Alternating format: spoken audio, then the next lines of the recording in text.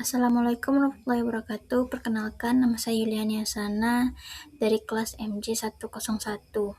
Kali ini kita akan mereview mengenai kebijakan yang dilakukan pada era Presiden Joko Widodo pada tahun 2014 sampai 2015 sampai 2019. Salah satu kebijakan yang akan kita review yaitu kebijakan penurunan suku bunga KUR.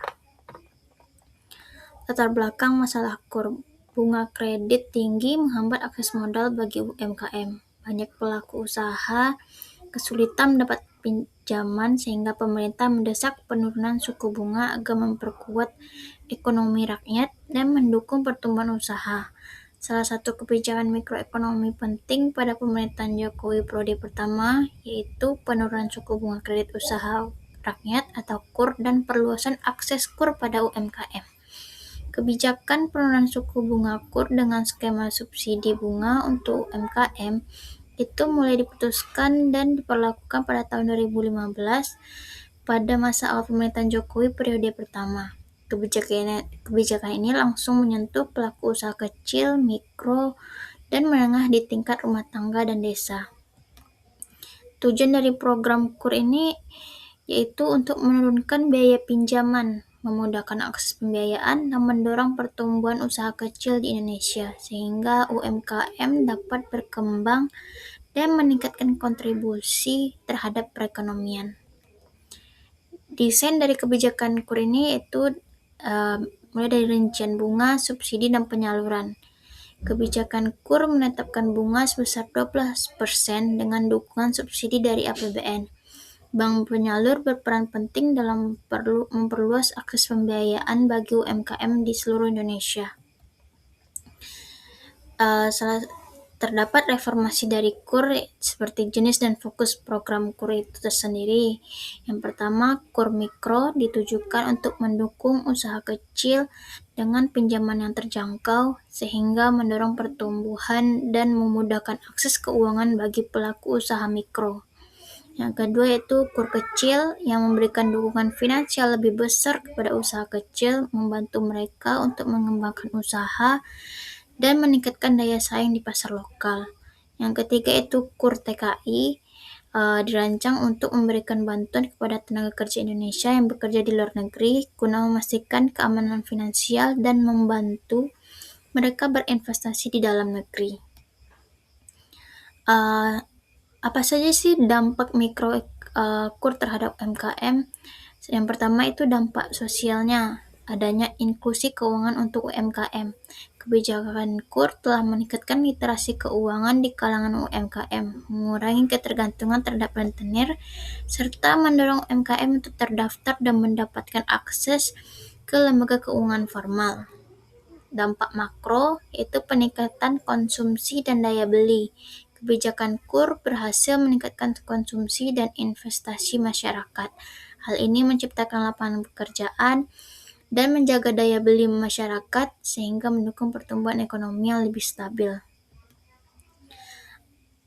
Kekuatan dari kebijakan penurunan bunga KUR ini yaitu dampak positif terhadap UMKM adalah yang pertama bunga turun. Kebijakan KUR berhasil menurunkan suku bunga kredit, membuat biaya pinjaman lebih terjangkau bagi UMKM sehingga mereka dapat mengembangkan usaha dengan lebih baik.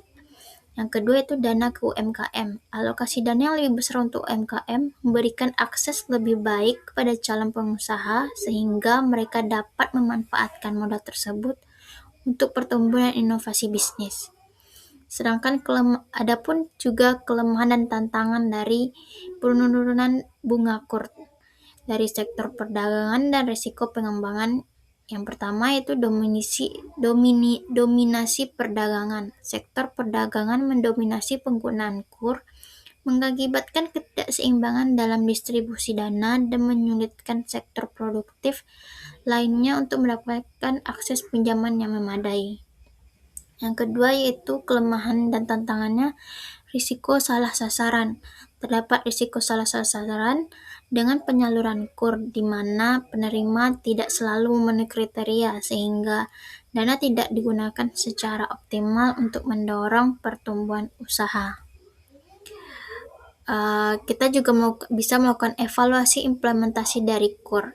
Evaluasi implementasi menunjukkan perlunya pendampingan bagi UMKM, dorongan sektor produksi, dan pengawasan subsidi untuk mendukung keberhasilan program KUR serta memastikan agar bantuan tepat sasaran dan efektif. Ada juga dampak jangka panjangnya untuk menguatkan posisi UMKM dan ekonomi nasional. Yang pertama itu UMKM naik kelas. Program KUR telah mendorong peningkatan kapasitas UMKM yang beralih ke skala usaha yang lebih besar dan lebih profesional, sehingga mampu berkontribusi lebih terhadap perekonomian nasional. Yang kedua, kemandirian ekonomi. Dengan akses yang lebih baik terhadap pembiayaan, UMKM menjadi lebih mandiri, mengurangi ketergantungan pada sumber dana informal, dan berperan penting dalam mencapai stabilitas ekonomi. Adapun rekomendasi kebijakan untuk mengoptimalkan KUR dalam pertumbuhan UMKM. Yang pertama, perluasan KUR.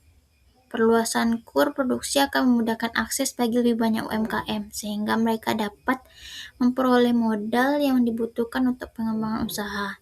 Yang kedua, pelatihan. Melakukan pelatihan untuk UMKM dapat meningkatkan keterampilan dalam pengelolaan keuangan, pemasaran, dan inovasi produk yang penting untuk memperkuat daya saing di pasar.